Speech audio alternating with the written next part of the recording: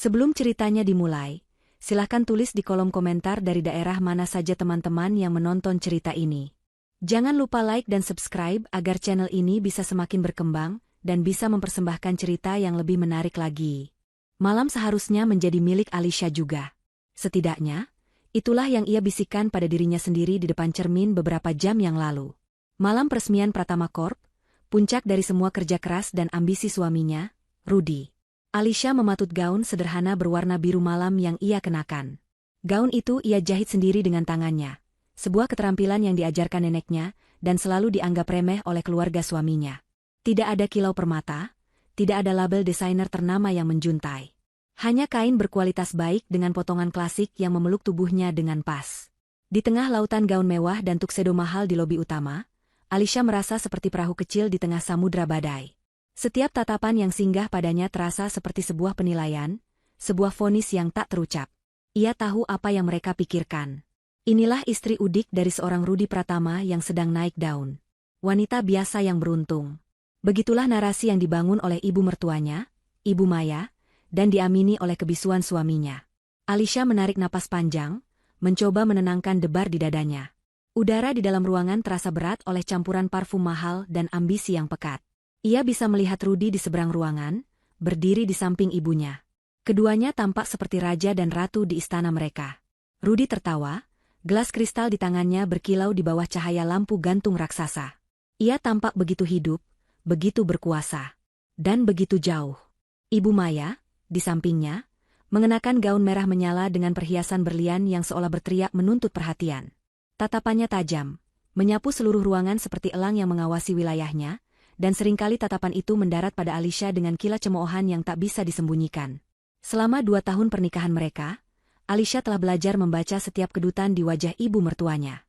Malam ini, wajah itu memancarkan kemenangan mutlak, dan Alisha tahu, dirinya adalah bagian dari korban yang harus disingkirkan dari panggung kemenangan itu. Ia mencoba mendekat, berharap seulas senyum dari suaminya bisa memberinya sedikit kekuatan. Namun, saat ia tinggal beberapa langkah lagi, Ibu Maya melihatnya. Wajah wanita parubaya itu langsung mengeras. Ia berbisik cepat pada Rudy. Alisha bisa melihat perubahan di wajah suaminya. Tawa itu lenyap, digantikan oleh ekspresi jengkel yang berusaha ditutupi dengan senyum paksa. Rudy berjalan menghampirinya, gerakannya cepat dan tegas. Ia meraih lengan Alisha, cengkeramannya sedikit lebih erat dari yang seharusnya. "Sayang, ayo ikut aku sebentar. Ada yang ingin aku dan ibu bicarakan," bisiknya. Suaranya terdengar manis namun matanya berkata lain. Itu adalah nada suara yang Alisha kenal betul, nada yang selalu mendahului sesuatu yang tidak menyenangkan. Rudy tidak menuntunnya, melainkan menyeretnya secara halus. Mereka melewati kerumunan tamu yang tersenyum sopan, tidak menyadari drama kecil yang sedang berlangsung. Mereka meninggalkan gemerlap pesta di belakang, berjalan menyusuri koridor putih yang sunyi dan steril. Suara musik dan tawa perlahan meredup, digantikan oleh gema langkah sepatu mereka di lantai marmer. Di ujung koridor, Ibu Maya sudah menunggu, tangannya bersedekap di dada, wajahnya tanpa senyum. "Kau benar-benar melakukannya ya?" desis Ibu Maya, matanya memindai gaun Alisha dari atas ke bawah dengan tatapan jijik. "Kau sengaja ingin membuat keluarga kami malu? Dengan gaun murahan seperti ini?" Alisha menelan ludah, mencoba mencari kata-kata untuk membela diri. "Ibu, aku membuatnya sendiri. Aku hanya ingin..."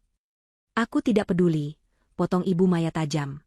Malam ini adalah malam terpenting bagi Rudy, bagi Pratama Corp. Semua orang penting ada di sini. Investor, pejabat, kolega bisnis. Dan kau muncul seperti ini? Apa kata mereka nanti? Mereka akan berpikir Rudy tidak bisa memberimu pakaian yang layak. Kau itu aib, Alisha. Aib yang memalukan. Setiap kata terasa seperti tamparan. Alisha menatap Rudy, mencari pertolongan, pembelaan, apa saja. Tapi yang ia temukan hanyalah wajah yang membuang muka, seolah setuju dengan setiap kata yang diucapkan ibunya. Pukulan itu terasa lebih menyakitkan daripada hinaan Ibu Maya. "Rudy," panggilnya lirih. Rudy akhirnya menatapnya, tapi tatapannya dingin. "Ibu benar, Alisha. Seharusnya kau mengerti posisimu. Ini bukan acara arisan kampung. Ini adalah bisnis. Citra adalah segalanya." Ia kemudian melirik ke sebuah pintu kayu tua di ujung koridor, di sebelah ruang genset. Itu pintu gudang. Jantung Alisha mulai berdebar kencang, Firasat buruk merayap di benaknya. Aku bisa kembali ke kamar. Aku tidak akan muncul di depan tamu. Usulnya, suaranya bergetar. Ibu Maya tertawa sinis. Kembali ke kamar? Supaya kau bisa kabur dan membuat drama lain? Tidak. Kami sudah menyiapkan tempat khusus untukmu. Tempat di mana kau tidak bisa merusak apapun. Rudi berjalan ke arah pintu gudang itu dan membukanya. Hembusan udara apek dan berdebu langsung menyambut mereka. Di dalam, hanya ada setumpuk perabotan tua yang ditutupi kain putih, sarang laba-laba di setiap sudut, dan sebuah bola lampu kuning redup yang menggantung di tengah. Ini adalah neraka kecil yang tersembunyi di balik kemegahan pesta. Masuk, perintah Rudi, suaranya datar tanpa emosi. Alisha membeku. Ini tidak mungkin terjadi. Ini adalah suaminya, pria yang pernah berjanji akan melindunginya. Rudi, tolong jangan lakukan ini, pintanya, air mata mulai menggenang di pelupuk matanya. Ini demi kebaikanmu juga. Kau tidak akan sanggup menghadapi tatapan mereka, kata Rudi, mencoba terdengar bijaksana, sebuah topeng kemunafikan yang menjijikan. Ibu Maya mendorong punggung Alisha dengan kasar. Cepat masuk. Jangan membuang waktu kami. Acara puncaknya akan segera dimulai. Dorongan itu membuat Alisha terhuyung masuk ke dalam gudang yang gelap. Ia berbalik, menatap dua orang yang paling ia percayai di dunia ini dengan tatapan tak percaya. Wajah mereka tampak asing, seperti monster yang mengenakan topeng manusia. Kau di sini saja, kata Ibu Maya dengan senyum kemenangan yang kejam. Ini tempatmu. Rudi menambahkan, sebelum menutup pintu, jangan berisik. Nanti akan ada yang menjemputmu setelah acara selesai. Kemudian, pintu kayu itu ditutup. Suara grendel yang digeser dari luar terdengar memekakan telinga, diikuti oleh bunyi klik sebuah gembok. Kegelapan total menyelimutinya sejenak, sebelum matanya terbiasa dengan cahaya redup dari bola lampu kuning. Suara musik pesta kini terdengar sangat jauh, seperti gema dari dunia lain. Dunianya kini hanyalah ruangan sempit berukuran 4x4 meter yang berbau debu dan keputusasaan. Air mata yang tadi ia tahan akhirnya jatuh, namun hanya satu tetes. Ia menghapusnya dengan punggung tangannya. Ia tidak akan menangis. Tidak untuk mereka. Rasa sakit di hatinya begitu dalam hingga berubah menjadi sesuatu yang lain. Sesuatu yang dingin, keras, dan tajam. Ia bersandar di dinding yang dingin, merasakan debu menempel di gaunnya. Ironis. Mereka pikir mereka telah menguncinya di tempat sampah. Padahal mereka baru saja memberinya panggung yang paling sempurna. Perlahan, Alisha merogoh saku tersembunyi di gaunnya. Ia mengeluarkan sebuah ponsel tua yang layarnya sudah sedikit tergores. Ponsel itu adalah satu-satunya benda dari masa lalunya yang ia simpan. Sebuah jimat, sebuah pengingat akan siapa dirinya sebenarnya. Kontras dengan kemewahan di luar sana, ponsel ini adalah simbol kekuatannya yang sejati. Jarinya tidak gemetar saat ia membuka kunci layar. Tidak ada keraguan di matanya. Ia tidak mencari nomor Rudi atau nomor siapapun dari keluarga Pratama. Ia menekan satu nomor panggilan cepat. Hanya butuh 2 dering sebelum panggilan itu dijawab. Terdengar suara berat, tenang, dan penuh hormat di seberang sana. Nona muda, kami sudah menunggu perintah. Alisha berjalan ke tengah ruangan, berdiri tepat di bawah cahaya lampu redup. Bayangannya jatuh panjang di lantai yang kotor. Dengan suara yang datar dan tanpa emosi, ia memberikan perintahnya. Paman, waktunya pertunjukan. 2,5 tahun yang lalu, Alisha adalah seorang pustakawan di sebuah perpustakaan kota yang tenang. Ia menyukai bau buku-buku tua dan keheningan yang hanya dipecah oleh suara lembaran halaman yang dibalik. Di sanalah ia membangun dunianya, sebuah benteng pertahanan dari nama besar Wijaya yang selalu mengejarnya. Ia sengaja meninggalkan kemewahan dan kekuasaan keluarganya, mencari sesuatu yang tidak bisa dibeli dengan uang, ketulusan. Ia ingin dicintai sebagai Alisha, bukan sebagai Alisha Wijaya, pewaris tunggal salah satu konglomerat terbesar di Asia. Ia menyewa apartemen kecil, hidup dengan gajinya yang pas-pasan, dan menemukan kebahagiaan dalam hal-hal sederhana. Sampai Rudi Pratama datang. Ia datang seperti pangeran dari negeri dongeng. Tampan, karismatik, seorang pengusaha muda yang sedang merintis jalannya sendiri. Ia tidak seperti pria-pria dari lingkarannya yang selalu bicara tentang saham dan akuisisi. Rudi bicara tentang mimpi, tentang membangun sesuatu dari nol, tentang masa depan. Pertemuan pertama mereka terjadi di antara rak-rak buku sastra klasik. Rudi sedang mencari buku, dan Alisha membantunya. Percakapan mereka mengalir begitu saja, dari sastra ke film, lalu ke impian masing-masing. Alisha terpikat oleh semangatnya. Rudi tampak begitu tulus. matanya berbinar saat ia menceritakan visinya untuk Pratama Corp. Ia bilang ia tidak peduli dengan latar belakang keluarga Alisha. Yang penting adalah siapa dirimu sekarang, dan siapa kita di masa depan, katanya waktu itu, sambil menggenggam tangan Alisha. Kata-kata itu adalah musik di telinga Alisha, melodi yang selama ini ingin ia dengar. Untuk pertama kalinya, ia merasa dilihat sebagai seorang individu, bukan sebagai sebuah aset. Ia jatuh cinta. Ia jatuh cinta dengan sangat dalam pada ilusi yang diciptakan oleh Rudy. Masa pacaran mereka terasa seperti mimpi. Rudy selalu memperlakukannya seperti ratu. Mereka makan di warung tenda pinggir jalan, menonton film di bioskop murah, berjalan-jalan di taman kota. Rudy seolah-olah menikmati kesederhanaan hidup Alisha. Saat ia memperkenalkan Alisha pada ibunya, Ibu Maya, wanita itu tersenyum manis. Senyum yang kini Alisha tahu penuh dengan racun. Ibu Maya memujinya, mengatakan betapa beruntungnya Rudy menemukan gadis yang begitu membumi. Di zaman sekarang, sulit mencari wanita yang tidak materialistis, kata Ibu Maya saat itu. Alisha merasa diterima. Ia merasa telah menemukan keluarga yang sesungguhnya. Betapa naifnya ia saat itu. Ia tidak menyadari bahwa semua itu hanyalah audisi. Mereka sedang mengujinya, menilainya, memastikan ia cukup penurut dan mudah dikendalikan untuk masuk ke dalam keluarga mereka. Perubahan itu terjadi begitu cepat setelah janji suci pernikahan diucapkan. Topeng mereka mulai retak. Perlahan tapi pasti. Hinaan pertama datang dari Ibu Maya, hanya seminggu setelah mereka menikah. Saat itu Alisha memasak makan malam pertamanya sebagai seorang istri. Ia memasak rendang, resep andalan dari neneknya. Ibu Maya mencicipinya, lalu meletakkan sendoknya dengan pelan. Oh, jadi begini masakan orang kampung. Terlalu banyak bumbu, kasar di lidah, komentarnya dengan senyum tipis. Rudy dulu biasa makan masakan yang lebih berkelas. Alisha tertegun, hatinya sakit. Ia menoleh pada Rudy, berharap suaminya akan membelanya. Tapi Rudy hanya tertawa canggung. Sudahlah, Bu. Mungkin Alisha masih gugup, katanya, sama sekali tidak membela masakan istrinya, atau perasaannya. Malam itu, untuk pertama kalinya, Alisha menangis dalam diam di kamar mandi, sementara Rudy sudah tertidur lelap. Sejak saat itu, penghinaan menjadi menu sehari-hari. Ibu Maya akan mengkritik cara Alisha berpakaian, cara ia berbicara, bahkan cara ia berjalan. Di mata ibu mertuanya, tidak ada satu hal pun yang benar dari diri Alisha. Ia selalu dibanding-bandingkan dengan mantan pacar Rudy yang katanya berasal dari keluarga terpandang. Rudy tidak pernah membelanya. Ia selalu berkata, sabarlah, sayang. Ibu hanya khawatir denganku. Coba saja mengerti dia. Kata, mengerti, itu menjadi belenggu bagi Alisha. Ia harus mengerti saat Ibu Maya membuang hadiah sederhana yang ia berikan. Ia harus mengerti saat Ibu Maya menyindirnya di depan teman-teman arisannya. Ia harus mengerti saat Rudy lebih memilih menemani ibunya berbelanja, daripada merayakan ulang tahun pernikahan mereka. Ia terus mencoba, terus bersabar, berpegang pada sisa-sisa cinta yang ia rasakan untuk Rudy. Puncak dari kesabarannya yang menipis terjadi sekitar 6 bulan yang lalu. Saat itu ia tidak sengaja mendengar percakapan telepon antara Rudy dan ibunya. Ia baru saja pulang dan hendak memberi kejutan pada Rudy, namun ia berhenti di balik pintu saat mendengar namanya disebut. Aku tidak tahu, Bu. Aku pusing, keluh Rudy di telepon.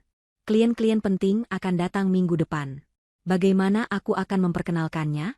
Dia bahkan tidak tahu cara memegang gelas wine dengan benar. Dia benar-benar memalukan. Hening sejenak, Alisha bisa membayangkan Ibu Maya sedang menuangkan bensin ke dalam api. Aku harus bagaimana? Aku sudah terlanjur menikahinya. Jantung Alisha terasa seperti diremas. Jadi selama ini, di mata suaminya, ia hanyalah sebuah aib. Sebuah masalah yang harus dikelola. Bukan seorang istri, bukan seorang partner hidup. Malam itu, Alisha tidak lagi menangis. Sesuatu di dalam dirinya telah mati, dan sesuatu yang lain telah lahir. Sesuatu yang dingin, tajam, dan sangat sabar. Ia menyadari bahwa pernikahannya adalah sebuah kesalahan fatal, sebuah ilusi yang harus ia akhiri. Tapi ia tidak akan pergi begitu saja sebagai korban. Tidak. Keluarga Pratama telah mengambil 2 tahun hidupnya, merenggut harga dirinya, dan membuatnya merasa tidak berharga. Mereka akan membayar semuanya. Sejak malam itu, Alisha mulai memainkan perannya dengan lebih baik. Ia menjadi lebih penurut, lebih sabar, lebih pendiam.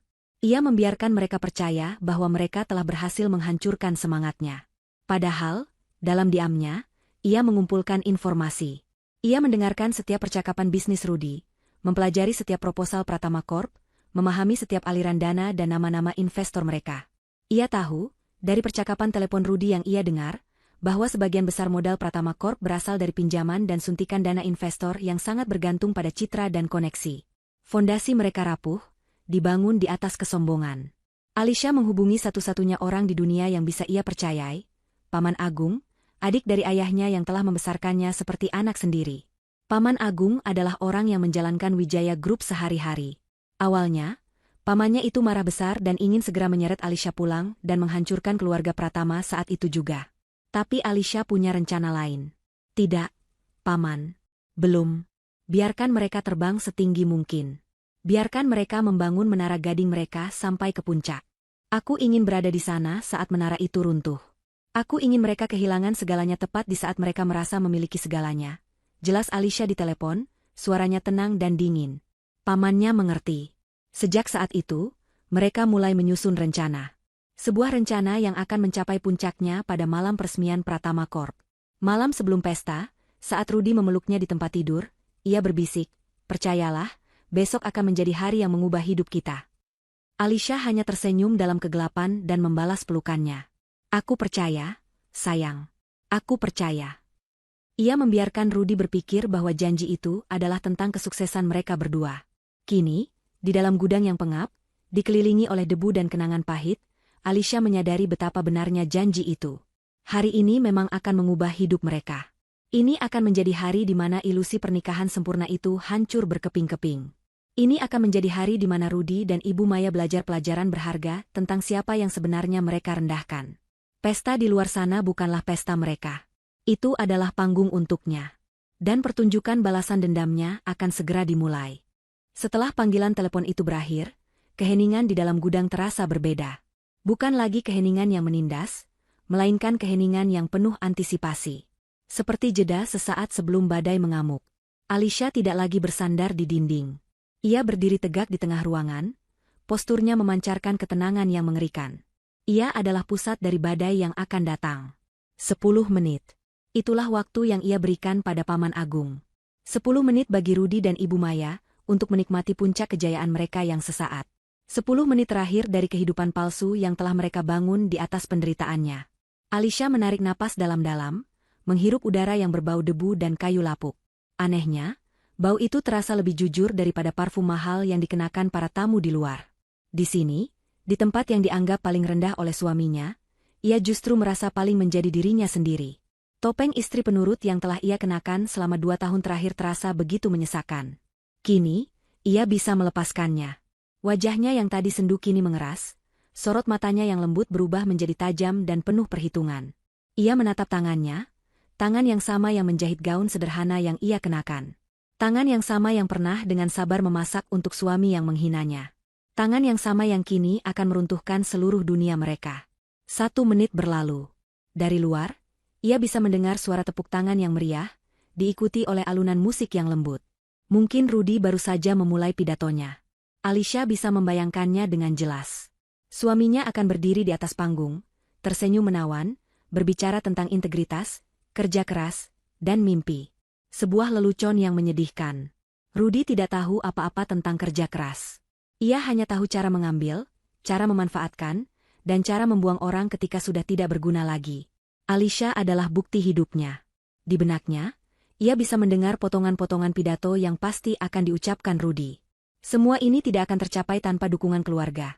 Dan saat mengatakan itu, Rudy pasti akan merangkul bahu ibunya, sementara Alisha, istrinya, dikunci di gudang seperti seekor binatang.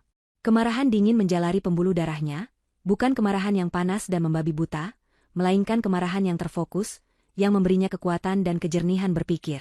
3 menit berlalu. Ia berjalan perlahan mengitari ruangan sempit itu. Jarinya menyentuh permukaan meja tua yang tertutup debu tebal, meninggalkan jejak di atasnya. Ia melihat sebuah cermin pecah yang bersandar di dinding. Ia menatap pantulan dirinya yang terdistorsi oleh retakan kaca. Ia melihat wajah seorang wanita yang lelah, tetapi di balik kelelahan itu, ada api yang menyala di matanya. Api yang selama ini ia sembunyikan, ia tekan, ia padamkan demi sebuah ilusi cinta. Ia teringat pada Paman Agung. Pamannya tidak pernah menyetujui pernikahan ini. Alisha, Orang seperti mereka hanya melihat permukaan. Mereka tidak akan pernah bisa menghargai hatimu, kata pamannya saat itu. Betapa benarnya kata-kata itu. Alicia bersikeras, dibutakan oleh pesona Rudy dan kerinduannya akan kehidupan normal. Kini, ia harus mengakui kesalahannya, dan ia akan memperbaikinya dengan caranya sendiri. 5 menit berlalu. Alunan musik di luar tiba-tiba berhenti. Suara pidato Rudy kini terdengar lebih jelas, meskipun teredam oleh dinding tebal. Ia sedang berterima kasih kepada para investor, menyebut beberapa nama besar dengan nada penuh hormat. Alicia tersenyum tipis. Nama-nama itu, ia tahu sebagian besar dari mereka memiliki hubungan bisnis dengan Wijaya Group. Mereka mungkin tidak mengenali Alicia secara pribadi, karena ia selalu menjaga privasinya, tetapi mereka pasti tahu kekuatan nama Wijaya. Mereka akan segera dihadapkan pada pilihan yang sangat sederhana. Tetap berbisnis dengan perusahaan cangkang kosong milik keluarga Pratama, atau menjaga hubungan baik mereka dengan sumber kekuatan finansial yang sesungguhnya. Jawabannya sudah jelas. Ini bukan sekadar balas dendam pribadi, ini adalah sebuah langkah bisnis yang diperhitungkan dengan matang. 7 menit berlalu. Suasana hatinya benar-benar tenang sekarang. Ia merasa seperti seorang jenderal yang sedang menunggu di atas bukit, mengamati lembah di mana pertempuran akan segera dimulai. Semua bidak catur sudah berada di posisinya. Ia telah memberikan kesempatan, lebih dari yang seharusnya. Ia telah menelan hinaan, mengubur rasa sakit, dan berharap pada seberkas cahaya yang ternyata tidak pernah ada. Keluarga Pratama telah memilih jalan mereka. Mereka telah menunjukkan siapa diri mereka sebenarnya. Sekarang, giliran Alicia untuk menunjukkan siapa dirinya. Ia bukan lagi Alicia si gadis desa yang lugu. Ia adalah Alicia Wijaya. Dan nama itu membawa beban, tanggung jawab, serta kekuatan yang tak terbayangkan. 9 menit berlalu. Waktunya hampir tiba. Ia kembali ke tengah ruangan, merapikan gaunnya seolah-olah ia akan menghadiri sebuah pesta dansa. Ia tidak akan keluar dari tempat ini sebagai korban yang diselamatkan. Ia akan keluar sebagai seorang ratu yang merebut kembali tahtanya. Ia tidak membutuhkan simpati. Ia hanya menuntut keadilan. Tepat di menit ke-10, sesuatu terjadi. Awalnya hanya sebuah getaran halus yang ia rasakan di telapak kakinya, merambat dari lantai beton. Getaran itu semakin kuat, diikuti oleh suara gemuruh rendah dari kejauhan. Itu bukan suara guntur. Suara itu terlalu teratur, terlalu mekanis. Gemuruh itu tumbuh dengan cepat, berubah menjadi deru mesin yang berat dan bertenaga. Bukan hanya 1 atau 2 mobil. Ini adalah suara sebuah armada. Suara kekuatan yang sedang bergerak. Deru mesin itu semakin dekat, begitu keras hingga seolah-olah mengguncang pondasi gedung. Musik di luar yang tadi sudah mulai terdengar lagi, kini benar-benar lenyap. Pidato Rudy berhenti di tengah kalimat. Tepuk tangan yang tadi meriah berubah menjadi sunyi senyap. Keheningan yang tercipta terasa aneh, penuh dengan ketegangan dan kebingungan. Keheningan sebelum ombak tsunami menghantam daratan. Dari dalam gudang, Alicia bisa mendengar teriakan-teriakan tertahan dan langkah kaki orang-orang yang panik. Badai itu telah tiba. Alicia tersenyum. Pertunjukannya telah dimulai. Di atas panggung yang diterangi cahaya keemasan, Rudy Pratama sedang berada di puncak dunianya. Keringat tipis membasahi pelipisnya, bukan karena gugup, tetapi karena euforia. Mikrofon di tangannya terasa seperti tongkat kekuasaan. Di hadapannya, ratusan tamu penting menatapnya dengan penuh kekaguman. Para investor mengangguk setuju, para kolega bertepuk tangan, dan para pejabat tersenyum penuh arti. Di sampingnya, Ibu Maya berdiri dengan dagu terangkat, matanya berkaca-kaca karena bangga. Ini adalah momen mereka. Momen yang telah mereka rencanakan selama bertahun-tahun. Pratama Corp bukan hanya sebuah perusahaan. Seru Rudy, suaranya menggema melalui pengeras suara. Ini adalah bukti. Bukti bahwa dengan kerja keras, dedikasi, dan dukungan keluarga yang tak tergoyahkan, kita bisa membangun sebuah warisan dari nol. Para tamu bertepuk tangan lagi. Rudy tersenyum lebar, merangkul ibunya. Ia sengaja tidak menyebut nama Alicia. Baginya, Alicia adalah detail kecil yang memalukan, sebuah noda pada lukisan mahakaryanya yang harus disembunyikan. Ia merasa sedikit lega karena wanita itu sudah berada di tempat yang semestinya, jauh dari pandangan orang-orang penting ini. Ia bisa fokus pada apa yang benar-benar berarti, citra, uang, dan kekuasaan. Namun, tepat ketika ia akan mengangkat gelasnya untuk bersulang, sebuah suara menginterupsi pidatonya. Suara gemuruh rendah yang asing. Awalnya ia mengabaikannya, mengira itu hanya suara pesawat yang lewat. Tetapi suara itu tidak menghilang. Sebaliknya, suara itu semakin keras, semakin dekat, seolah-olah puluhan mesin raksasa sedang menuju ke arah mereka. Para tamu mulai berbisik-bisik, menoleh ke arah gerbang masuk. Musik pengiring yang lembut menjadi tidak terdengar, ditelan oleh deru mesin yang kini begitu dominan. Rudy mengerutkan kening, merasa jengkel. Siapa yang berani-beraninya mengacaukan momen puncaknya? Kemudian, mereka datang. Melalui gerbang utama yang terbuka lebar, bukan satu atau dua, melainkan selusin mobil hitam legam masuk dalam formasi yang sempurna. Mereka bergerak pelan, anggun, namun mengintimidasi. Lampu depan mereka yang terang menyorot menembus suasana pesta yang temaram, membuat para tamu menyipitkan mata. Ini bukan mobil biasa. Barisan terdepan adalah 3 Rolls-Royce Phantom, diikuti oleh beberapa Bentley Mulsanne dan Mercedes Maybach. Mereka adalah simbol kekayaan dan kekuasaan absolut, jenis kendaraan yang biasanya hanya terlihat mengangkut kepala negara atau bangsawan. Para petugas keamanan Pratama Corp yang berjaga di gerbang hanya bisa berdiri mematung, terlalu terintimidasi untuk melakukan apapun. Konvoi mobil itu tidak menuju ke area parkir VIP. Sebaliknya, mereka berhenti dalam formasi setengah lingkaran yang rapi tepat di depan lobi utama, secara efektif memblokir seluruh akses keluar dan masuk. Mereka mengepung pesta itu. Mesin mobil dimatikan serempak, dan keheningan yang turun setelahnya terasa lebih berat daripada kebisingan tadi. Semua mata tertuju pada mobil Rolls-Royce yang berada di tengah. Pidato Rudy telah lama dilupakan. Seluruh perhatian di pesta itu telah dibajak. Rudy dan Ibu Maya turun dari panggung, wajah mereka menunjukkan campuran antara kebingungan dan kemarahan. Siapa ini? Tamu mana yang begitu tidak sopan? Desis Ibu Maya pada putranya. Rudy tidak menjawab. Ia sendiri tidak tahu. Tidak ada satupun nama di daftar tamunya yang memiliki konvoi semewah ini. Seorang sopir berseragam putih keluar dari salah satu mobil, dan dengan sigap membuka pintu belakang Rolls-Royce utama. Semua orang menahan napas. Siapakah tokoh maha penting yang berada di dalamnya? Yang keluar pertama adalah sepasang sepatu kulit Italia yang berkilat sempurna, diikuti oleh sosok seorang pria parubaya yang mengenakan setelan jas paling tajam yang pernah dilihat sebagian besar tamu. Pria itu memiliki rambut perak yang disisir rapi dan aura ketenangan yang mutlak. Setiap gerakannya terukur dan penuh wibawa. Di belakangnya, beberapa pria berbadan tegap dengan jas hitam dan alat komunikasi di telinga keluar dari mobil-mobil lain, segera membentuk perimeter di sekeliling pria itu. Mereka bergerak dengan efisiensi seorang prajurit. Rudy, sebagai tuan rumah, merasa harus mengambil kendali. Ia memasang senyum bisnis terbaiknya dan berjalan mendekati pria misterius itu, diikuti oleh Ibu Maya yang memasang wajah penasaran. "Selamat malam, Tuan," sapa Rudy, mengulurkan tangannya. "Saya Rudy Pratama, pemilik Pratama Corp. Selamat datang di acara peresmian kami." Sepertinya ada sedikit kebingungan. Mungkin Tuan salah acara? Ia mencoba terdengar ramah, namun ada nada pasif-agresif dalam suaranya. Pria itu, yang tidak lain adalah Paman Agung, sama sekali tidak melirik tangan Rudy yang terulur. Ia membiarkannya tergantung canggung di udara. Matanya yang tajam memindai kerumunan, melewati Rudy dan Ibu Maya seolah mereka transparan. Tatapannya dingin, analitis, dan penuh dengan tujuan.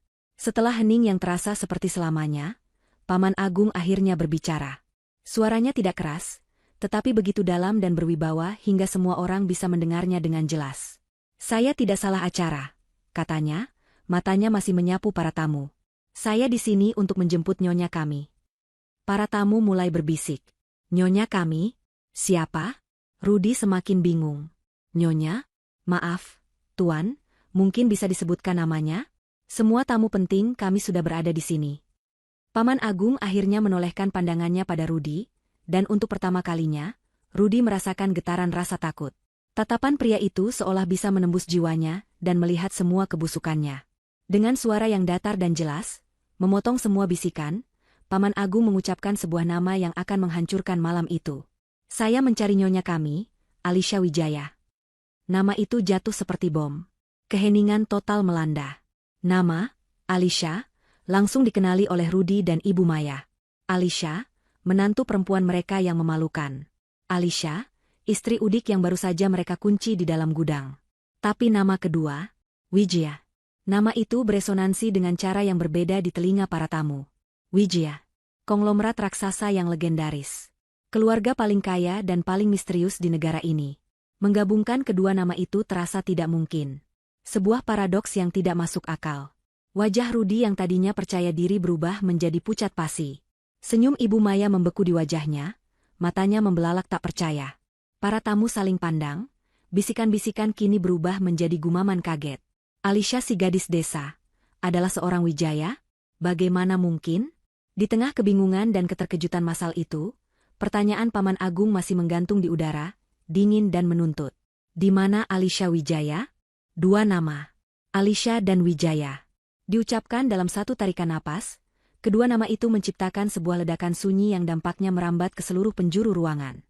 Untuk sesaat, tidak ada yang bergerak. Para tamu, para pelayan, bahkan para musisi di sudut panggung, semuanya membeku. Mereka mencoba mencerna ketidakmungkinan dari apa yang baru saja mereka dengar. Alisha, menantu perempuan yang selalu menjadi bahan gunjingan karena dianggap tidak sepadan. Wijaya, dinasti bisnis yang namanya sendiri adalah sinonim dari kekuasaan. Kedua hal itu seharusnya berada di alam semesta yang berbeda. Ibu Maya adalah yang pertama kali pulih dari keterkejutan. Reaksinya adalah tawa. Tawa yang sumbang, gugup, dan dipaksakan. Hahaha, ia tertawa sambil menutupi mulutnya dengan sebelah tangan yang gemetar. Tuan ini lucu sekali. Wijaya? Anda pasti salah orang. Menantu saya itu Alisha, hanya Alisha. Gadis malang dari desa yang tidak punya apa-apa. Kami yang mengangkat derajatnya. Mungkin ada ribuan Alisha di luar sana, Anda pasti mencari Alisha yang lain. Ia berbicara kepada Paman Agung, tetapi matanya melirik ke arah para tamu, seolah mencari dukungan, mencoba meyakinkan semua orang dan dirinya sendiri bahwa ini hanyalah sebuah kesalahpahaman yang konyol. Paman Agung tidak membalas tawa itu. Wajahnya tetap tanpa ekspresi, matanya sedingin es. Ia tidak perlu berdebat. Ia memberi isyarat kecil dengan dagunya. Seorang asisten berjas rapi yang sejak tadi berdiri di belakangnya segera melangkah maju. Di tangannya, ia memegang sebuah tablet digital dengan layar yang cerah. Tanpa mengucapkan sepatah kata pun, ia mengangkat tablet itu tinggi-tinggi, layarnya menghadap ke arah Rudi dan Ibu Maya, cukup jelas untuk dilihat oleh beberapa tamu di barisan depan. Di layar itu, terpampang silsilah keluarga Wijaya yang terperinci. Garis keturunan dari sang pendiri legendaris, almarhum Harjono Wijaya, mengalir ke bawah menuju satu nama tunggal di generasi terakhir, yang dilingkari dengan garis merah tebal, Alisha Kirana Wijaya. Di samping nama itu, ada fotonya.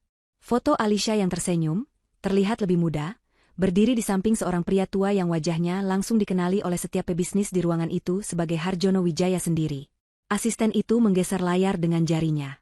Foto-foto lain muncul dalam slideshow yang mematikan. Alisha saat wisuda dari universitas ternama di Swiss. Alisha berjabat tangan dengan seorang pangeran dari Timur Tengah dalam sebuah acara amal. Alisha saat remaja, tertawa lepas di atas sebuah kapal pesiar mewah bersama Paman Agung yang tampak lebih muda. Setiap gambar adalah paku yang menancap di peti mati kebohongan keluarga Pratama. Bukti itu begitu telak, begitu visual, dan begitu publik. Tidak ada ruang untuk penyangkalan. Suara Ibu Maya tercekat di tenggorokannya. Tawanya mati seketika. Wajahnya yang tadi merah, karena bangga kini berubah seputih kapur. Tidak mungkin. Bisiknya, kata-kata itu hilang ditelan oleh keheningan yang mencekam. Gelombang kejut menyebar ke seluruh kerumunan. Orang-orang mulai mengeluarkan ponsel mereka. Suara ketikan jari di layar kaca terdengar di mana-mana. Mereka tidak lagi berbisik, mereka bergumam dengan panik. Para investor saling pandang dengan mata terbelalak ngeri. Mereka baru saja menyaksikan wanita yang berpotensi menjadi mitra bisnis paling kuat di negara ini diperlakukan seperti pelayan, dan mereka tidak melakukan apa-apa. Wajah-wajah yang tadi penuh senyum sanjungan pada Rudi kini, berubah menjadi tatapan dingin penuh perhitungan. Mereka mulai menjauhkan diri secara fisik, menciptakan ruang kosong di sekitar Rudi dan Ibu Maya, seolah-olah kebodohan mereka adalah penyakit menular. Bagi Rudi, dunia terasa berputar. Kakinya lemas, lantai marmer di bawahnya terasa bergoyang. Silsilah keluarga di layar tablet itu membakar retina matanya. Alisha, Wijaya. Semua kepingan puzzle yang selama ini ia abaikan kini menyatu membentuk sebuah gambaran yang mengerikan. Kecerdasan Alisha yang sering ia anggap aneh. Pengetahuannya yang luas tentang berbagai hal yang seharusnya tidak ia ketahui. Keengganannya untuk meminta uang atau barang-barang mewah. Sikapnya yang tenang dan tidak pernah terintimidasi oleh kekayaan keluarga Pratama. Rudi mengira itu semua adalah tanda kepolosan atau kebodohan. Betapa salahnya dia. Itu bukan kepolosan. Itu adalah superioritas. Ia tidak terkesan dengan kekayaan Rudi, karena kekayaan suaminya itu tidak ada artinya dibandingkan dengan miliknya. Ia tidak meminta apa-apa karena ia memiliki segalanya. Rudi merasa seperti badut paling bodoh di dunia. Ia telah menemukan berlian paling langka di dunia, dan dengan bangganya malah memamerkan batu koral. Ia menikahi seorang permaisuri dan memperlakukannya seperti pembantu. Skala kesalahannya begitu kolosal, hingga otaknya tidak mampu memprosesnya. Keringat dingin membasahi seluruh tubuhnya. Paman Agung melihat kehancuran di wajah mereka dan tahu inilah saatnya untuk memberikan pukulan terakhir. Ia melangkah maju satu langkah. Suaranya kini tidak lagi datar, melainkan mengandung ancaman yang nyata. Saya tidak akan bertanya lagi. Di mana Nyonya Alisha? Rudy dan Ibu Maya hanya bisa menatapnya dengan tatapan kosong. Mulut mereka terbuka tetapi tidak ada suara yang keluar. Mereka benar-benar tidak tahu harus berkata apa. Mengakui bahwa mereka telah menguncinya di gudang sama saja dengan bunuh diri. Paman Agung menghela napas, seolah kecewa dengan kebodohan mereka. Baiklah, katanya, suaranya menurun menjadi bisikan berbahaya yang bisa didengar semua orang di barisan depan. Nyonya muda kami terakhir kali terlihat bersama putra Anda, berjalan menuju koridor belakang. Ia menatap lurus ke mata Rudy. Kami memberinya waktu 1 menit untuk membawanya ke hadapan kami dalam keadaan selamat. Lewat dari 1 menit, saya akan menganggap ini sebagai tindakan permusuhan dan penculikan terhadap pewaris utama Wijaya Group. Ia berhenti sejenak, membiarkan ancaman itu meresap. Dan percayalah, Tuan Pratama, seluruh aset perusahaan Anda yang baru diresmikan ini bahkan tidak akan cukup untuk membayar jasa pengacara kami. Ancaman itu berhasil. Rasa takut yang murni akhirnya menembus kabut kebingungan Rudy. Penculikan. Pewaris utama Wijaya Group. Konsekuensi.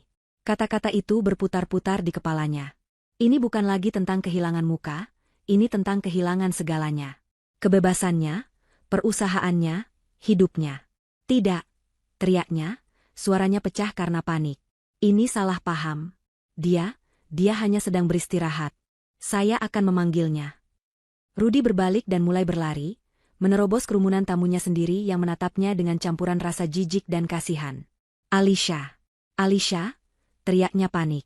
Ibu Maya akhirnya tersadar dari kelumpuhannya dan tergopoh-gopoh mengikuti putranya, wajahnya kini basah oleh air mata ketakutan. Pesta yang tadinya megah kini berubah menjadi sirkus yang kacau. Para staf acara yang kebingungan diperintahkan untuk mencari, berlarian ke segala arah. Di tengah kekacauan itu, Paman Agung dan pasukannya tetap diam seperti patung. Mata mereka mengawasi jam tangan mereka. Hitung mundur 1 menit telah dimulai. Kepanikan Rudy adalah kepanikan seekor tikus yang terpojok.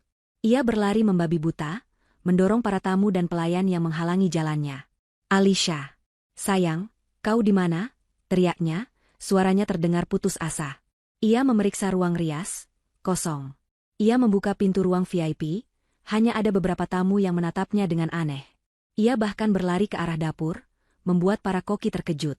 Setiap detik yang berlalu terasa seperti 1 jam, dentuman jam di kepalanya semakin kencang, menghitung mundur menuju kehancurannya. Ibu Maya mengikutinya dari belakang, napasnya tersengal-sengal, terus meracau, ini tidak mungkin, ini pasti jebakan, Rudy. Wanita itu menjebak kita. Di tengah kekacauan itu, seorang staf perencana acara, gadis muda yang masih magang, mendekati Rudy dengan ragu-ragu. Wajahnya pucat karena takut. Maaf, Tuan Pratama, cicitnya, suaranya nyaris tak terdengar. Tadi sebelum acara dimulai, saya tidak sengaja melihat Tuan dan Nyonya Maya berjalan bersama Nyonya Alisha ke arah koridor belakang, yang menuju gudang. Kata, gudang, itu menghantam Rudy seperti palu godam. Seketika, ia berhenti berlari. Semua darah seolah surut dari wajahnya. Gudang, tempat gelap dan kotor itu. Tempat di mana ia dan ibunya telah membuang wanita yang ternyata memegang nasib mereka di tangannya. Tanpa berkata apa-apa lagi, Rudy berbalik dan berlari sekuat tenaga menuju koridor putih yang sunyi itu.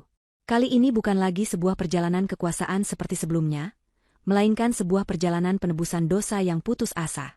Di belakangnya, Ibu Maya terhuyung-huyung mengikuti.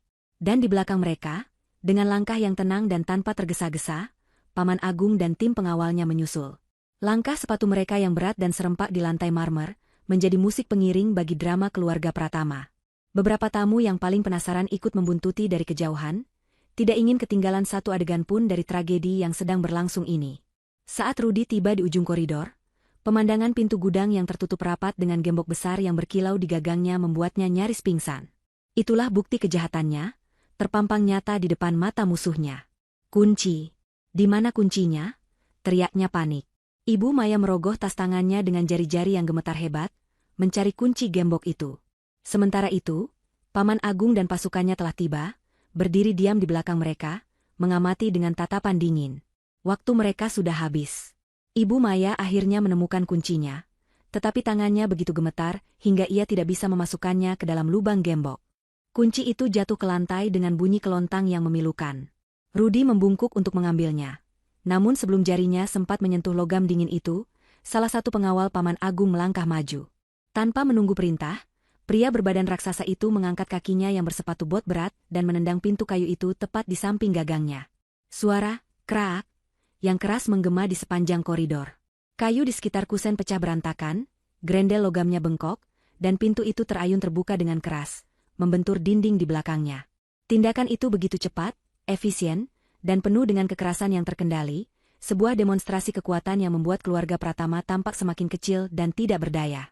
Cahaya terang dari koridor menerobos masuk ke dalam gudang yang gelap dan berdebu, menciptakan siluet sesosok tubuh yang berdiri di tengah ruangan. Untuk sesaat, semua orang menahan napas. Kemudian, sosok itu melangkah maju dari kegelapan menuju cahaya.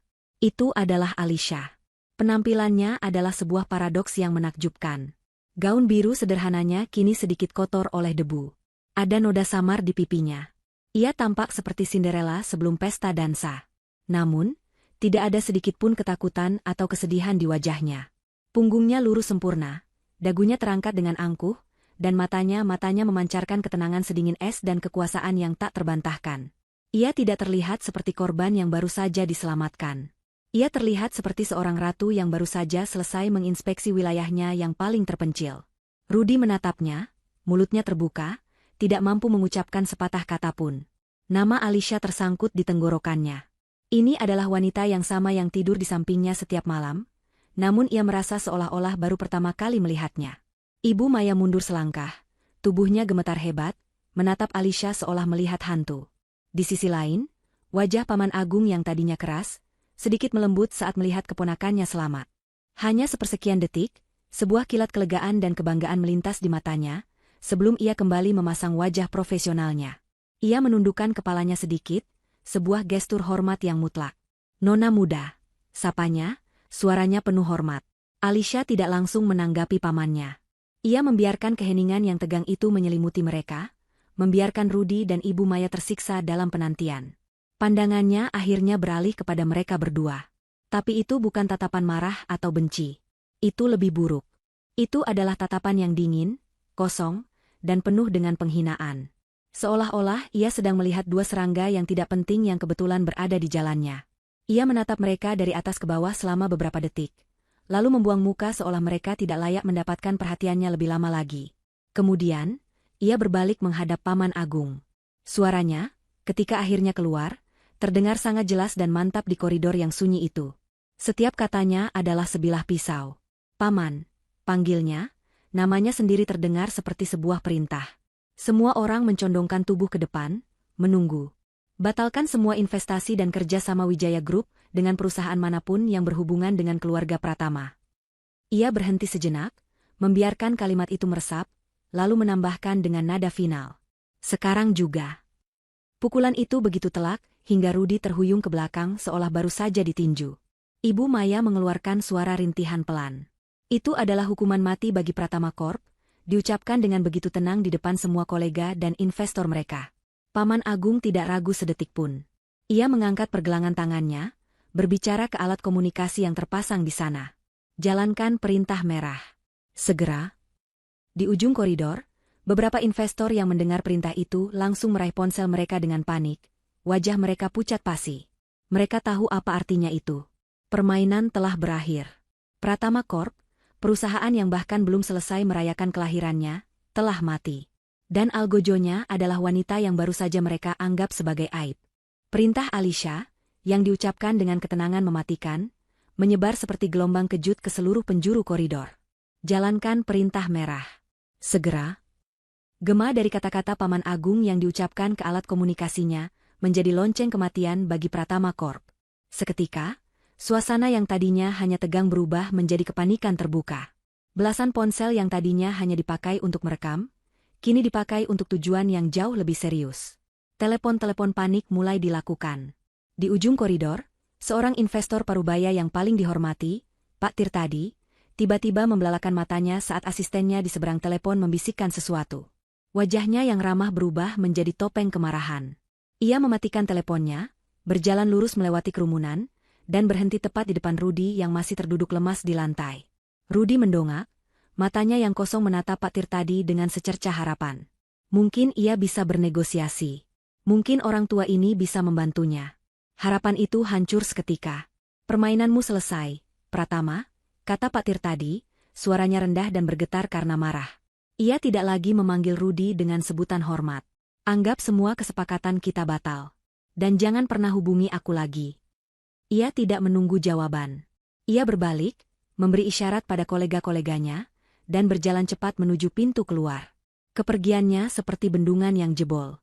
Satu persatu, para tamu penting, para pilar finansial yang menjadi sandaran Pratama Corp, mulai bergerak. Mereka meninggalkan tempat itu dengan tergesa-gesa, seolah melarikan diri dari wabah penyakit. Wajah mereka menunjukkan ekspresi yang sama, marah, merasa tertipu, dan takut. Takut bila terlalu lama berada di dekat keluarga Pratama, akan membuat mereka ikut masuk ke dalam daftar hitam Wijaya Group. Pesta peresmian itu kini telah berubah menjadi sebuah evakuasi massal. Suara hak sepatu yang terburu-buru di lantai marmer, bisikan-bisikan panik, dan nada dering telepon yang bersahut-sahutan menciptakan simfoni kekacauan. Rudi, yang ditinggalkan di tengah eksodus itu, akhirnya tersadar dari kelumpuhannya. Didorong oleh sisa-sisa insting untuk bertahan hidup, ia bangkit dan terhuyung-huyung ke arah Alisha yang sudah mulai berjalan menjauh, dikelilingi oleh benteng manusia berjas hitam. Alisha, tunggu, panggilnya. Ia berhasil menerobos barisan pengawal yang sengaja memberinya jalan, memberinya satu kesempatan terakhir untuk mempermalukan dirinya sendiri. Ia menjatuhkan dirinya berlutut di depan Alisha, pemandangan yang begitu menyedihkan hingga beberapa tamu yang tersisa berhenti untuk menonton. Alisha, sayang, maafkan aku. Isaknya, mencoba meraih ujung gaun Alisha yang berdebu. Wajahnya basah oleh air mata penyesalan yang terlambat. Ini semua salah paham. Aku hanya bingung. Aku tidak bermaksud begitu. Aku cinta padamu, Alisha. Sungguh, aku cinta padamu. Beri aku satu kesempatan lagi. Tolong. Kata-kata itu keluar begitu saja, sebuah litani keputusasaan dari seorang pria yang telah kehilangan segalanya. Ia tidak lagi peduli pada harga diri atau citranya. Yang ada di benaknya hanyalah jurang kehancuran yang menganga di hadapannya. Alisha berhenti berjalan. Ia menunduk, menatap pria yang sedang bersujud di kakinya.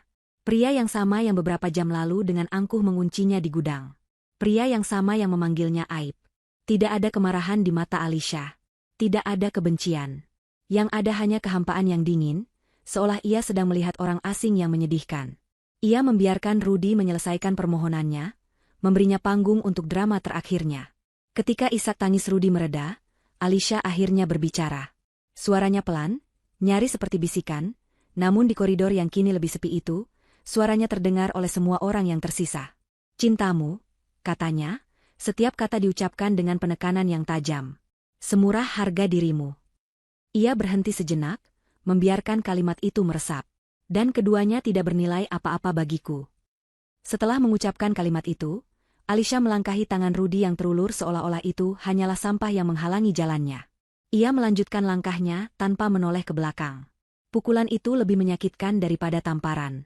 Itu adalah penolakan mutlak. Sebuah pernyataan bahwa Rudi begitu tidak berarti, hingga bahkan tidak layak untuk dibenci. Di belakangnya, Ibu Maya yang sejak tadi hanya bisa menonton dengan ngeri, akhirnya menemukan suaranya. Tapi bukan suara permohonan, melainkan suara kemarahan yang histeris. Kau, dasar wanita ular. Pekiknya, menunjuk Alisha dengan jari gemetar. Kau menipu kami.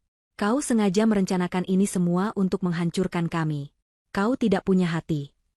Paman Agung berhenti dan menoleh sedikit ke arah Ibu Maya. Tatapannya begitu dingin hingga membuat wanita itu terdiam seketika. Hati? Tanya Paman Agung, suaranya tenang namun mengancam. Anda berbicara tentang hati kepada keponakan saya, setelah Anda dan putra Anda menguncinya di gudang yang kotor? Seharusnya Anda bersyukur. Jika saya yang memutuskan, hukuman Anda tidak akan seringan ini. Kata-kata itu membungkam Ibu Maya. Ia sadar, ia tidak punya kartu apapun lagi untuk dimainkan. Kartu korban, kartu amarah, semuanya tidak berguna. Ia hanya bisa menatap punggung Alisha yang semakin menjauh, punggung wanita yang telah ia coba hancurkan, yang kini malah menjadi algojo bagi nasibnya. Perjalanan Alisha dari koridor belakang menuju lobi utama adalah sebuah prosesi kemenangan. Para tamu dan staf yang tersisa menyingkir, memberinya jalan yang lebar. Mereka menatapnya dengan campuran perasaan yang aneh, rasa takut, kagum, dan penyesalan yang mendalam. Mereka sedang menyaksikan kelahiran seorang legenda bisnis dan kematian seorang penipu dalam waktu yang bersamaan. Alisha tidak memedulikan tatapan mereka. Kepalanya tetap terangkat tinggi. Saat ia melangkah keluar dari pintu lobi, udara malam yang sejuk menyambutnya. Terasa segar, bersih, seolah ia baru saja keluar dari sebuah ruangan yang pengap dan beracun selama 2 tahun. Di hadapannya, pintu Rolls-Royce telah terbuka, menunggunya. Ia masuk ke dalam mobil tanpa ragu, meninggalkan gedung yang kini menjadi monumen bagi kesombongan dan kebodohan keluarga Pratama. Saat pintu mobil ditutup, suara hiruk-pikuk di dalam gedung langsung teredam, menyisakan keheningan yang damai. Ia akhirnya bebas. Di belakangnya, bangunan megah Pratama Corp tampak seperti makam raksasa, sebuah bangunan yang telah runtuh bahkan sebelum sempat diresmikan. Setelah Alisha dan armadanya pergi, suasana di dalam gedung Pratama Corp menjadi sunyi senyap. Keheningan itu terasa lebih memekakan telinga daripada kebisingan pesta beberapa saat yang lalu. Sebagian besar tamu telah melarikan diri. Yang tersisa hanyalah puing-puing dari sebuah perayaan, balon-balon yang mulai layu, pita-pita yang terinjak-injak, meja-meja yang penuh dengan gelas-gelas kosong dan piring-piring makanan yang tak tersentuh. Dekorasi yang tadinya tampak mewah dan penuh harapan, kini terlihat seperti riasan badut yang luntur setelah pertunjukan yang gagal total. Di tengah kehancuran itu, Rudy masih berlutut di lantai koridor. Tatapannya kosong, pikirannya tidak mampu memproses kecepatan dan totalitas kehancurannya.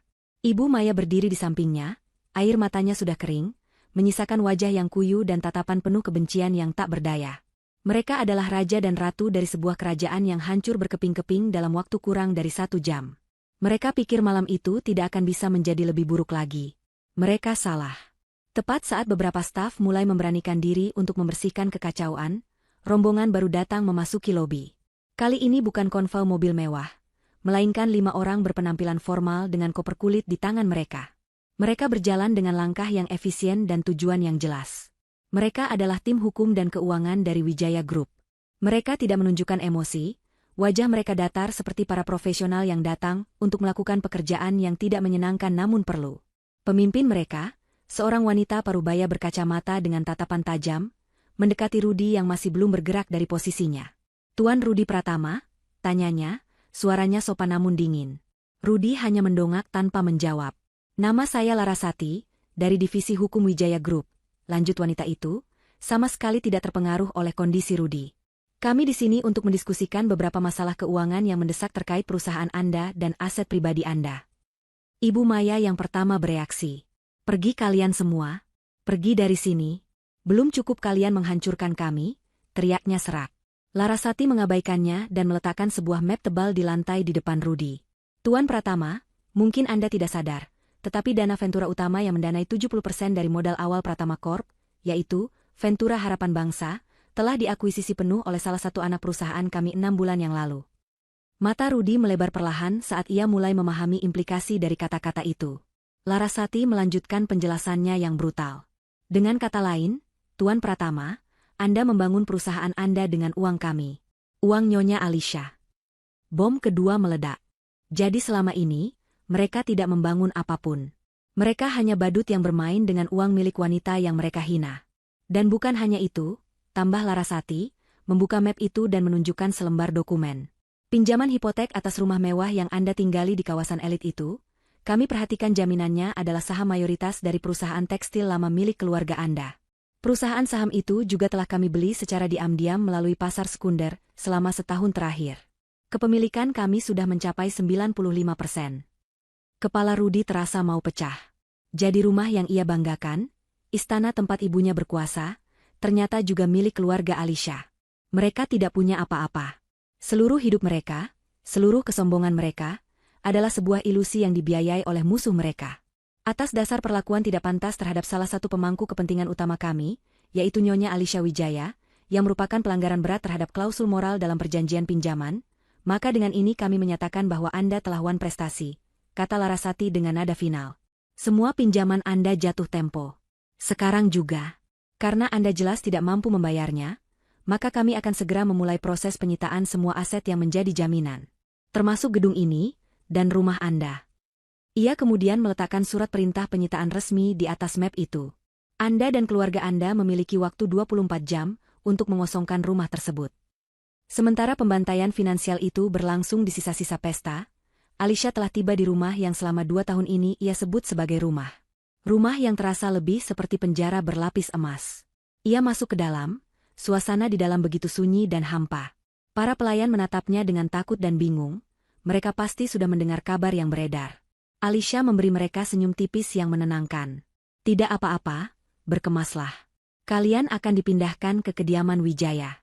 Pekerjaan kalian aman, katanya. Kemudian, ia berjalan menaiki tangga menuju kamarnya untuk terakhir kali. Tidak banyak yang perlu ia bawa. Semua pakaian dan perhiasan mewah yang pernah dibelikan Rudy untuknya tidak pernah ia sentuh. Barang-barangnya yang sesungguhnya hanya tersimpan dalam satu koper kecil. Beberapa setel pakaian sederhana, beberapa buku kesayangannya, dan sebuah bingkai foto kecil bergambar orang tuanya. Ia mengemas semuanya dalam waktu kurang dari 15 menit.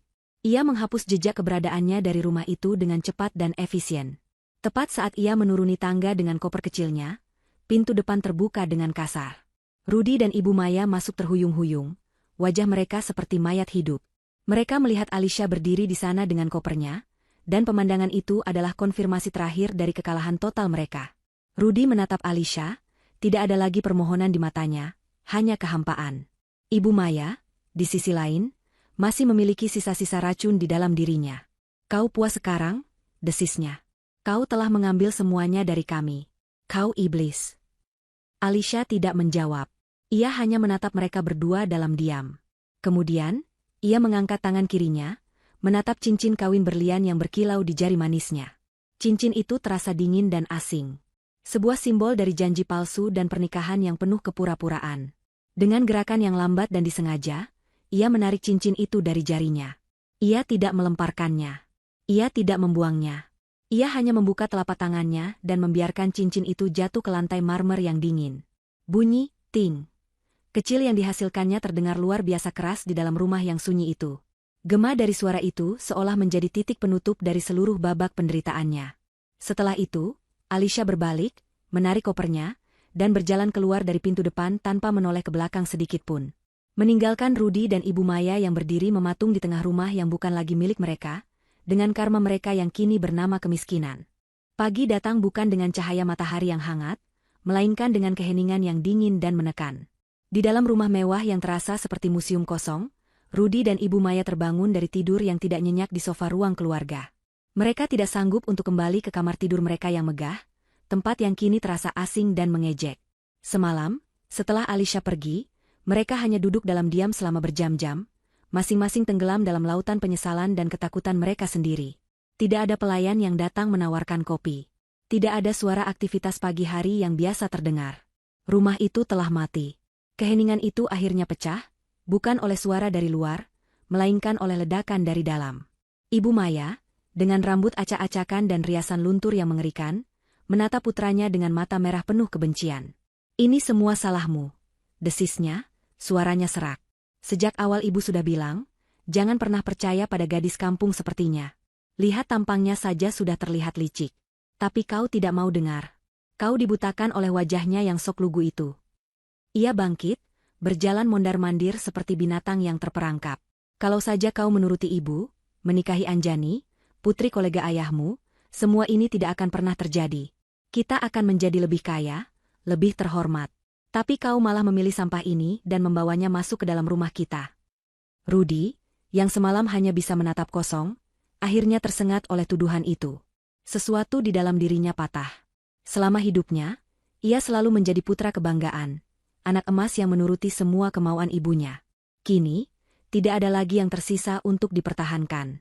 Salahku, balasnya, suaranya bergetar karena campuran antara amarah dan tangis. Siapa yang sejak hari pertama pernikahanku terus-menerus meracuni pikiranku? Siapa yang setiap hari mengatakan bahwa istriku adalah aib? Siapa yang memaksaku untuk memprioritaskan citra dan pendapat orang lain di atas segalanya? Itu ibu. Ia menunjuk ibunya dengan jari gemetar. Ibu yang tidak pernah puas. Ibu yang selalu menuntut lebih. Aku melakukan semua ini untuk membuat ibu bangga. Dan sekarang ibu menyalahkanku. Pertengkaran mereka menjadi semakin sengit dan buruk. Mereka saling menyalahkan, saling membuka luka lama, dan saling melempar kata-kata paling kejam yang bisa mereka pikirkan. Semua kepura-puraan tentang keluarga yang harmonis dan penuh kasih sayang lenyap sudah, memperlihatkan fondasi hubungan mereka yang sebenarnya. Sebuah transaksi yang dibangun di atas keserakahan dan ego. Di tengah pertengkaran itu, mereka tidak menyadari bahwa mereka sedang melakukan apa yang paling diinginkan oleh Alisha. Menghancurkan diri mereka sendiri dari dalam. Setelah energi mereka habis terkuras oleh amarah, mereka kembali terduduk dalam keheningan yang penuh kebencian. Saat itulah mata Rudy menangkap sesuatu di atas meja makan marmer yang besar dan dingin. Sebuah amplop putih yang bersih. Amplop itu tampak begitu kontras dengan kekacauan di sekitarnya. Dengan langkah gontai, Rudy berjalan menghampirinya. Tidak ada nama pengirim, hanya tulisan, untuk Rudy dan Ibu Maya, yang tercetak rapi di depannya. Ia tahu ini dari Alisha.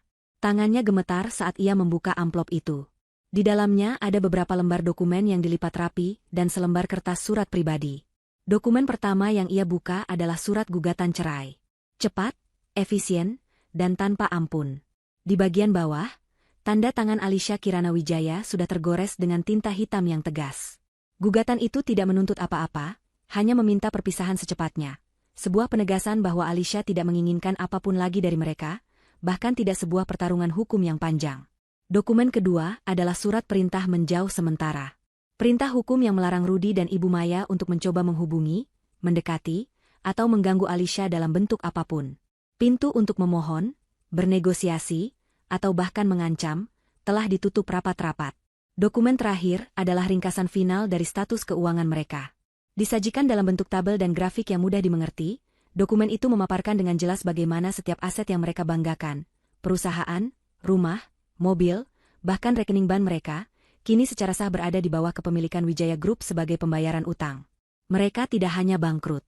Mereka telah dilikuidasi. Di bagian paling bawah neraca keuangan, tertulis total aset bersih keluarga Pratama, 0. Angka itu menatap Rudy dengan dingin, sebuah epitaf digital bagi semua ambisinya. Setelah dokumen-dokumen legal yang dingin itu, tersisalah selembar kertas surat yang terasa personal. Tulisan tangannya rapi dan anggun, tulisan tangan yang sama yang pernah menulis daftar belanjaan atau catatan-catatan kecil untuknya. Rudy membacanya dengan napas tertahan, sementara ibunya mengintip dari balik bahunya. Rudy dan Ibu, aku teringat dengan jelas kata-kata yang kalian ucapkan di depan pintu gudang itu. Kalian menunjuk ke dalam kegelapan dan berkata, ini tempatmu. Malam itu, aku menyadari kalian benar. Tempatku memang di sana. Di sana, di dalam keheningan itu, untuk mengambil kembali semua kekuatan dan semua milikku yang kalian nikmati tanpa sadar. Dan karena kalian telah begitu baik menunjukkan tempatku, sekarang izinkan aku menunjukkan di mana tempat kalian yang sesungguhnya. Tempatmu bukan di puncak. Tempatmu bukan di dalam kemewahan atau di atas panggung kehormatan. Tempatmu adalah di dalam puing-puing yang kalian ciptakan sendiri. Nikmatilah. Alisha. Tidak ada ucapan selamat tinggal. Tidak ada kata-kata makian. Hanya sebuah pernyataan fakta yang dingin dan menghancurkan. Surat itu adalah cermin yang memantulkan kembali kekejaman mereka dengan presisi yang sempurna. Ibu Maya merosot ke lantai, akhirnya benar-benar hancur. Rudy hanya bisa menatap surat itu, setiap katanya membakar jiwanya. Ia akhirnya mengerti.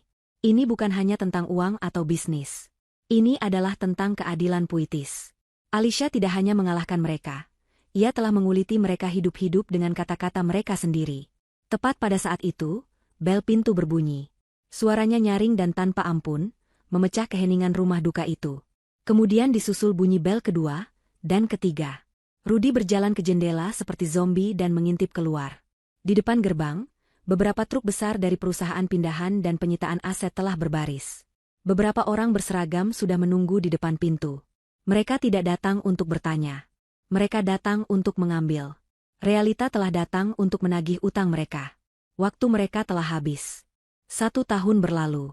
Waktu adalah penyembuh sekaligus hakim yang paling adil. Bagi sebagian orang, waktu adalah kesempatan untuk membangun kembali.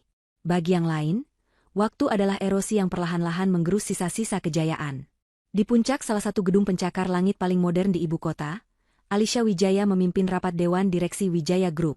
Ruangan itu dipenuhi oleh para eksekutif senior, pria dan wanita parubaya yang telah mengabdi pada keluarganya selama puluhan tahun. Dulu, mereka mungkin akan memandangnya sebagai seorang gadis muda. Kini, mereka menatapnya dengan rasa hormat dan kekaguman yang tulus.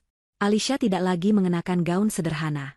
Ia memakai setelan bisnis berwarna krem yang elegan, rambutnya ditata rapi, dan matanya memancarkan kecerdasan serta ketegasan. Ia bukan lagi pewaris yang bersembunyi. Ia adalah seorang pemimpin. Di bawah kepemimpinannya, Wijaya Group tidak hanya stabil, tetapi juga berekspansi ke sektor-sektor baru yang lebih inovatif dan berkelanjutan. Dan untuk agenda terakhir, kata Alisha, suaranya yang tenang memenuhi ruangan. Saya ingin melaporkan perkembangan dari Yayasan Kirana Wijaya. Di layar besar di belakangnya, muncul gambar sebuah gedung modern yang indah dengan taman yang asri.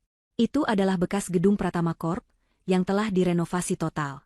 Bulan lalu, yayasan kita telah resmi beroperasi. Kita telah menyediakan rumah aman, bantuan hukum, dan pelatihan keterampilan bagi lebih dari 100 perempuan korban kekerasan domestik. Kita tidak hanya memberi mereka ikan, kita memberi mereka kail dan mengajari mereka cara memancing di lautan kehidupan yang keras. Ia tersenyum tulus, senyum yang berbeda dari senyum sopan yang biasa ia tunjukkan. Ini adalah senyum yang berasal dari kepuasan batin. Ia telah mengubah racun dalam hidupnya menjadi obat bagi orang lain.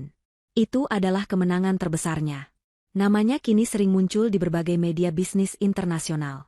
Bukan sebagai figur sosialita, tetapi sebagai salah satu pemimpin bisnis paling berpengaruh di Asia. Majalah Forbes baru saja menobatkannya sebagai The Comeback Queen, memuji visinya yang tajam dalam bisnis dan hatinya yang besar dalam filantropi. Fotonya terpampang di mana-mana, wajah yang tenang, kuat, dan penuh harapan. Simbol dari kekuatan seorang wanita yang bangkit dari keterpurukan. Di sudut lain kota yang sama, di sebuah gang sempit yang becek dan berbau selokan, kehidupan berjalan dengan ritme yang sama sekali berbeda. Di sebuah kamar kontrakan petak yang pengap, dengan dinding yang catnya mengelupas dan satu jendela kecil yang menghadap tembok bata, Rudy dan Ibu Maya menjalani hari-hari mereka. Kemewahan telah lenyap, digantikan oleh perjuangan sehari-hari untuk sekadar bertahan hidup. Semua teman sosialita Ibu Maya telah menghilang. Semua koneksi bisnis Rudy telah menguap. Nama Pratama kini menjadi lelucon pahit di kalangan elit yang dulu mereka puja. Hubungan ibu dan anak itu kini dipenuhi racun. Mereka terperangkap dalam lingkaran setan saling menyalahkan. Ibu Maya, yang tidak bisa lagi merawat penampilannya, telah berubah menjadi wanita tua yang pahit dan cerewet, terus-menerus mengomel tentang nasib buruk mereka. Rudy, yang tidak bisa mendapatkan pekerjaan dimanapun karena daftar hitam tidak tertulis dari Wijaya Group, telah kehilangan semua semangat hidupnya. Ia menghabiskan hari-harinya dengan melamun atau tidur, mencoba melarikan diri dari kenyataan. Mereka sering bertengkar hebat karena masalah sepele, uang belanja yang kurang, suara televisi yang terlalu keras, atau siapa yang giliran membersihkan kamar mandi mereka yang kotor. Sore itu, setelah pertengkaran hebat lainnya, Rudy berjalan keluar dari kontrakan, tak tahan lagi mendengar omelan ibunya.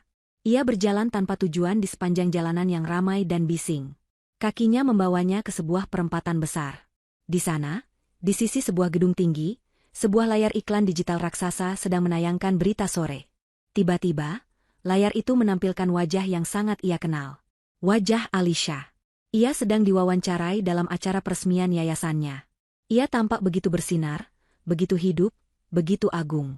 Di layar, Alisha tersenyum dan berkata, setiap wanita memiliki kekuatan untuk membangun kembali dunianya sendiri, tidak peduli seberapa hancur kelihatannya. Rudy berhenti berjalan. Ia berdiri terpaku di tengah keramaian trotoar, menatap layar raksasa itu. Orang-orang berlalu lalang di sekitarnya, tetapi dunianya berhenti berputar. Ia melihat wanita di layar itu, wanita yang sama yang pernah memasak untuknya, wanita yang sama yang pernah ia hina, wanita yang sama yang pernah ia kurung di dalam gudang. Ia melihat keagungan yang pernah ada dalam genggamannya, yang telah ia buang dengan kebodohannya sendiri. Pada saat yang sama, dari arah berlawanan, Ibu Maya yang menyusulnya juga berhenti. Ia melihat gambar yang sama di layar, dan wajahnya langsung menegang, dipenuhi oleh kebencian dan iri dengki yang tak berdaya. Mereka berdua berdiri di sana, di bawah bayang-bayang kesuksesan Alisha, dua sosok menyedihkan dari masa lalu yang telah dilupakan. Tidak ada amarah yang tersisa di dalam diri Rudy, hanya kehampaan dan penyesalan yang tak bertepi. Ia akhirnya mengerti hukuman mereka yang sesungguhnya. Hukuman mereka bukanlah kemiskinan atau kehilangan status. Hukuman mereka adalah untuk terus hidup dan menjadi saksi bisu dari kebahagiaan dan kemenangan wanita yang telah mereka hancurkan. Mereka akan selamanya menjadi penonton dari kejauhan, menatap fajar baru yang cerah milik Alisha, sementara mereka sendiri terjebak dalam malam tak berkesudahan yang mereka ciptakan. Yang mereka ciptakan. Yang mereka ciptakan. Yang mereka ciptakan. Yang mereka ciptakan. Yang mereka